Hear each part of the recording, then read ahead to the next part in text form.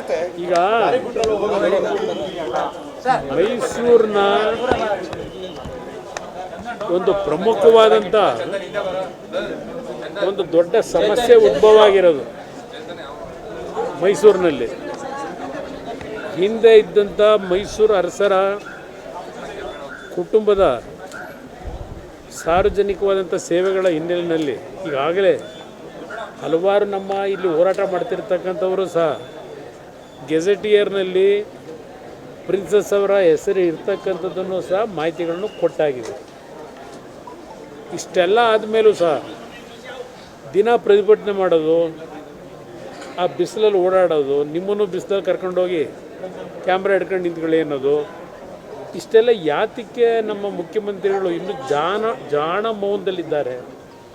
ಏನು ಮುಖ್ಯಮಂತ್ರಿಗಳಿಗೂ ಸಹ ಆ ರಸ್ತೆಗೆ ಅವ್ರ ಹೆಸರು ಹಿಡ್ಕೋಬೇಕು ಅಂತ ಏನಾದರೂ ಭಾಳ ಮನಸ್ಸಿನಲ್ಲಿ ಸಂಕಲ್ಪ ತೊಟ್ಟಿದ್ದಾರ? ನಾನು ಕೇಳ್ತಕ್ಕಂಥ ಇಲ್ಲಿವರೆಗೆ ಕಳೆದ ಬಹುಶಃ 15 ದಿವಸ ಆಯಿತು, ಎಷ್ಟು ದಿವಸ ಆಯ್ತು ಈಗ? ಇದು 15 ದಿನ ಆಗಿದೆ. ಒಂದು ಸಣ್ಣ ಇಶ್ಯೂ, ಇದನ್ನು ಇನ್ನೂ ಹೇಳ್ಕೊಂಡೋಗಿ ಆ ಮೈಸೂರು ಅರಸರು ಆ ಕುಟುಂಬ ಸಲ್ಲಿಸಿರ್ತಕ್ಕಂಥ ಸೇವೆಗೂ ಅಪಚಾರ ಮಾಡ್ತಕ್ಕಂಥದ್ರ ವಾತಾವರಣ ನಿರ್ಮಾಣ ಮಾಡಿ ಏನು ಸಾಧನೆ ಮಾಡೋದಕ್ಕೆ ಈ ಒಂದು ಸರ್ಕಾರದ ಮುಖ್ಯಮಂತ್ರಿಗಳ ಬೆಂಬಲಿಗರು ಹೊರಟಿದ್ದಾರೆ ನನಗಂತೂ ಗೊತ್ತಿಲ್ಲ. ಅಷ್ಟೊಂದು ಅವರಿಗೆ ಅವ್ರ ಮುಖ್ಯಮಂತ್ರಿಗಳ ಸೇವೆ ಜ್ಞಾಪಕಾರ್ಥವಾಗಿ ಈ ನಗರಕ್ಕೆ ಕೊಟ್ಟಿರ್ತಕ್ಕಂಥ ಕೊಡುಗೆ ಆಧಾರದ ಮೇಲೆ ಒಂದು ಹೆಸರಿಟ್ಕೊಳ್ಳೋದಾದರೆ ಅವ್ರ ಹೆಸರನ್ನ ಈಗ ನಡೀತಾ ಇದೆಯಲ್ಲ ದಿವಸ, ಆ ಕೆಸರೆ ಗ್ರಾಮದ ರಸ್ತೆ ಇದೆಯಲ್ಲ, ಆ ರೋಡಿಗೆ ಸಿದ್ದರಾಮಯ್ಯ ಅಂತ ಹೆಸರಿಟ್ಕೊಂಡ್ರೆ ಮುಗಿದೋಯ್ತಪ್ಪ. ಸಿಂಪಲಾಗಿ ಸಾಲ್ವಾಗಲ್ವೇ ಇದು? ಕೆಸರೆ ರೋಡಿಗೇನೆ ಸಿದ್ದರಾಮಯ್ಯ ಇದು ಎಂಥದ್ದು ಪ್ರಮುಖ ರಸ್ತೆ ಅಂತೇಳಿ ಹಾಕೊಂಬಿಟ್ರೆ ಆ ಪ್ರಿನ್ಸಸ್ ಹೆಸರು ಉಳ್ಕೋತದೆ, ಸಿದ್ದರಾಮಯ್ಯನವ್ರ ಹೆಸರು ಉಳಿಯಲ್ವೇ? ಶಾಶ್ವತವಾಗಿರ್ತದೆ. ಯಾಕೆಂದರೆ ದೊಡ್ಡ ಸಾಧನೆ ಆಗಿರೋದೇ ಅಲ್ಲಲ್ವೇ? ಸಿದ್ದರಾಮಯ್ಯವರು ಮೈಸೂರು ನಗರಕ್ಕೆ ಕೊಟ್ಟಿರ್ತಕ್ಕಂಥ ದೊಡ್ಡ ಕೊಡುಗೆ ಕೆಸರೆ ಭಾಗದಲ್ಲೇ ತಾನೆ. ಅಲ್ಲಿಗೆ ಇಟ್ಟರೆ ಹೆಸರಿಟ್ಟರೆ ಎಲ್ಲ ಆನಂದ ಪಡ್ತಾರೆ, ಅವರು ಆನಂದ ಪಡ್ಬೋದು ಬಹುಶಃ. ಯಾವ ಡೆವಲಪ್ಮೆಂಟು? ಯಾವುದು?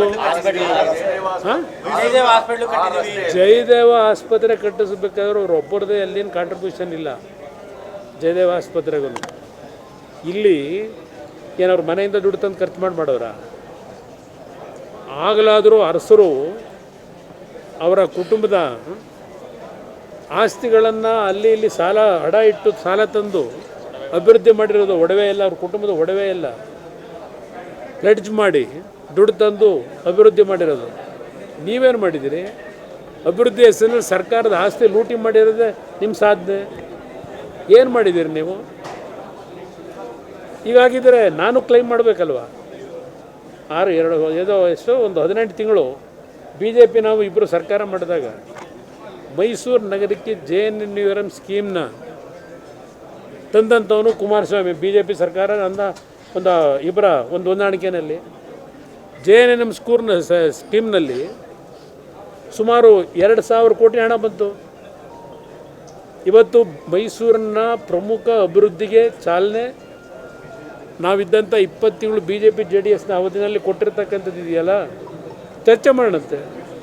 ಇವರು 2 ಬಾರಿ ಉಪಮುಖ್ಯಮಂತ್ರಿಗಳು, 1 ಬಾರಿ ಸಂಪೂರ್ಣ ಅವಧಿ ಮುಖ್ಯಮಂತ್ರಿ. ಈ ಎರಡನೇ ಬಾರಿಗೂ ಸಂಪೂರ್ಣ ಮುಖ್ಯಮಂತ್ರಿ ನಾನೇ ಅಂತಕ್ಕಂಥದ್ದು ನಿನ್ನೆ ದಿನವೂ ಘೋಷಣೆ ಮಾಡಿದ್ದಾರೆ, ಪ್ರಶ್ನೆನೇ ಇಲ್ಲ ಅಂತೇಳಿ. ಇಷ್ಟೆಲ್ಲ ನೀವು ಈ ಮೈಸೂರು ಜನ ನಿಮಗೆ ಕೊಟ್ಟು ಪವರ್ನ ಏನಪ್ಪ ಅಂತ ದೊಡ್ಡ ಮಟ್ಟದ ಕೊಡುಗೆ ಕೊಟ್ಟಿರೋದು. ನಾನು 2018 ಮುಖ್ಯಮಂತ್ರಿ ಇದ್ದಾಗ ಇವರೇ ಎಲ್ಲ ಬೆಂಬಲ ಕೊಟ್ಟಿದ್ರಲ್ಲ 14 ತಿಂಗಳು. ಇದೇ ವರುಣ ಕ್ಷೇತ್ರದ ಶಾಸಕರು ಸುಮಾರು 238 ಕೋಟಿ ವೆಚ್ಚದ ಕಾಮಗಾರಿಗಳಿಗೆ ನನ್ನ ಮುಂದೆನೇ ಅರ್ಜಿ ಕೊಟ್ಟಿದ್ದರು. ನಾನು 14 ಮುಖ್ಯಮಂತ್ರಿ ಅವಧಿಯಲ್ಲಿ ಹಾಗಿದ್ರೆ ಇವರು ಅಷ್ಟೆಲ್ಲ ಅಭಿವೃದ್ಧಿ ಮಾಡಿಬಿಟ್ಟಿದ್ರೆ ನಾನು ಇದ್ದ 14 ತಿಂಗಳಿಗೆ 238 ಕೋಟಿ ವರ್ಕಿಗೆ ಲೆಟ್ರ್ ಕೊಟ್ಟಾರ ಆ ಕ್ಷೇತ್ರಕ್ಕೆ? ಇಲ್ವಲ್ಲ. ಕುಡಿಯೋ ನೀರು 53 ಕೊಟ್ಟವ್ರು ನಾವು BJP JDS ಸರ್ಕಾರದಲ್ಲಿ. ಇಲ್ಲಿ ನಿಮ್ಮ ಮಳೆಹಳ್ಳಿ ಭಾಗದಲ್ಲಿ ಕೊಟ್ಟಿರೋರು ನಾವು. ನಿಮ್ಮ ರಾಜಕಾಲುವೆ ಮೈಸೂರು ನಗರದಲ್ಲಿ ಇಂಡ್ವಾಡಿದು ಎಷ್ಟು ಹೇಳಬೇಕು? ಹಾಗಂತೇಳಿ ನಾವು ಕ್ಲೈಮ್ ಮಾಡೋಕ್ಕಾಯ್ತದೆ? ಇದು ಹೆಸರನ್ನ ಹಿಡ್ಕೊಳ್ತಕ್ಕಂಥ ಈ ಕಾಯಾಲಿ ಇದೆಲ್ಲ ಬಿಡಬೇಕು ಮೊದಲು.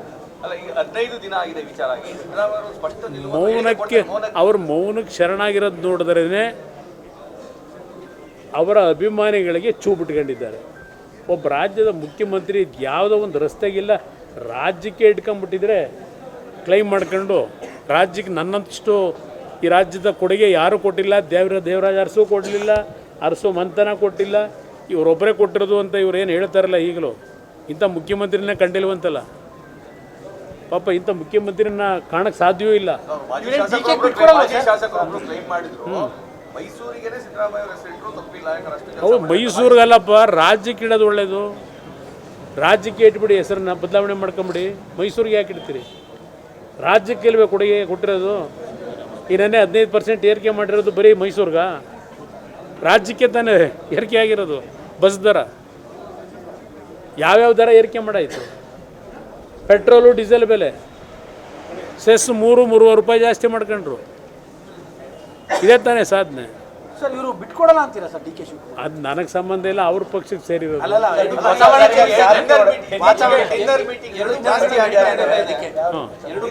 ಈಗ ಡಿನ್ನರ್ ಮೀಟಿಂಗ್ನಲ್ಲಿ ಅವ್ರು ಏನು ಚರ್ಚೆ ಮಾಡೋರೆ ನಮಗೇನು ಗೊತ್ತು? ಡಿನ್ನರ್ ಮೀಟಿಂಗ್ ಯಾಕೆ ಕರ್ಕೊಂಡಿದ್ದಾರೆ ನಮಗಂತೂ ಗೊತ್ತಿಲ್ಲ. ಅದು ನೋಡೋಣ ಮುಂದೆ ಏನೇನಾಗುತ್ತೆ.